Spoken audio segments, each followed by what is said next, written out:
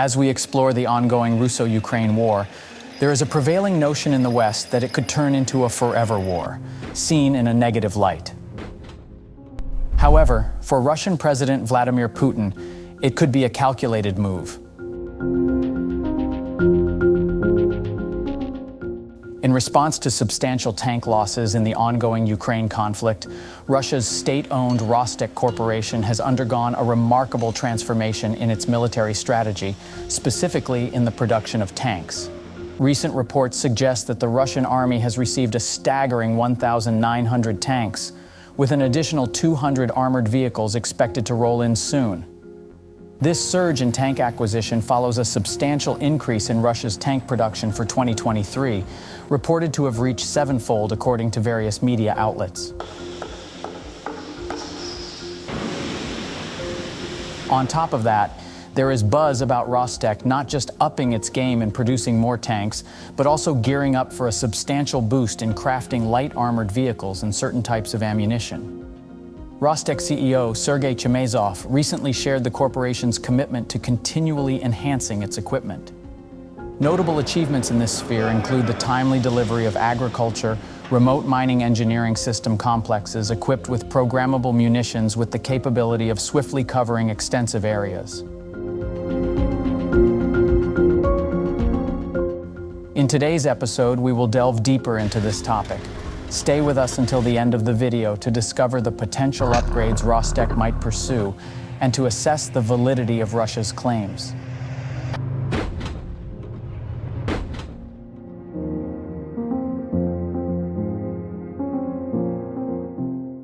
First of all, let's take a closer look at the context of this surprising twist.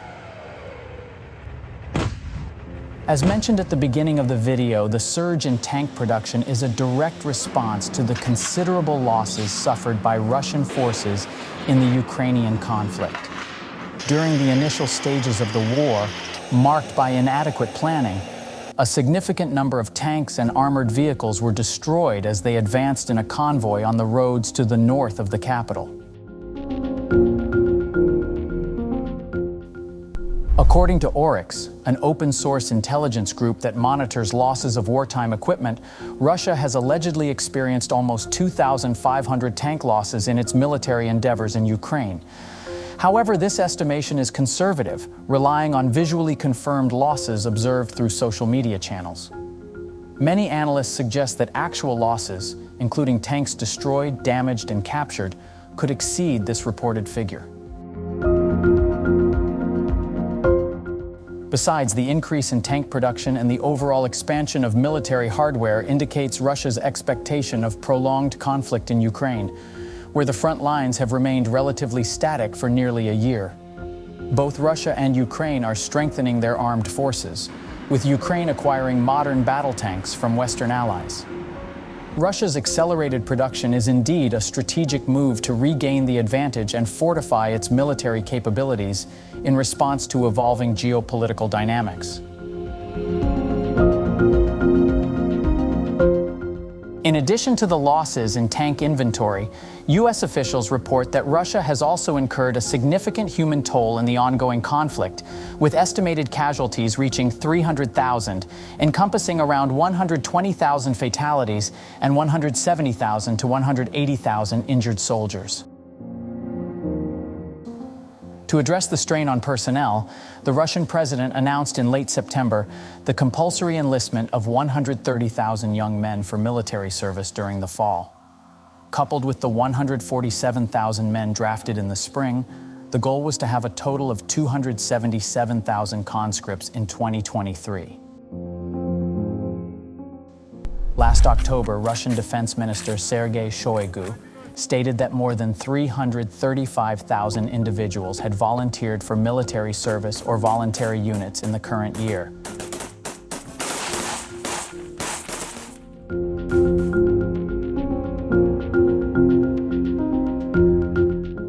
In terms of development plans, at the forefront of Rostec's initiative to modernize its military arsenal stands the T-80 BVM, a contemporary main battle tank meticulously designed to meet the dynamic demands of modern warfare. In an earlier announcement, Alexander Potapov, the CEO of Uralvagonzavod concern UVZ, a subdivision of Rostec, disclosed the ongoing exploration of the viability of constructing T-80 BVM tanks from scratch. Potapov emphasized that this specific initiative holds a primary focus for the company, spurred by explicit requests from military authorities. This modernized tank is a significant upgrade from its predecessor, the T-80BV, which lacked up-to-date equipment. The T-80BV, introduced in 1985, featured improvements such as explosive reactive armor and a new 125mm smoothbore gun, but fell short in contemporary warfare requirements. To address these shortcomings, Russia initiated a refurbishment and upgrade program in 2017 for the older T-80BV tanks. The result was the T-80BVM, boasting enhanced features across various domains.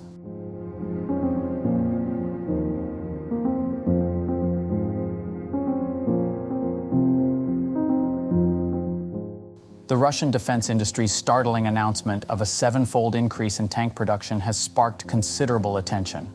According to reports from Moscow, military analyst Viktor Murakovsky calculated that an astounding 2,100 tanks of various types were supplied to the Russian army in 2023, encompassing the T-54-55, T-62 series, and the advanced T-90M Proryev in substantial numbers. However, a closer examination of the data by the Swedish research institute FOI paints a different picture. Their report on Russia's military potential following 1.5 years of conflict in Ukraine estimates a more modest annual tank production of around 520 vehicles.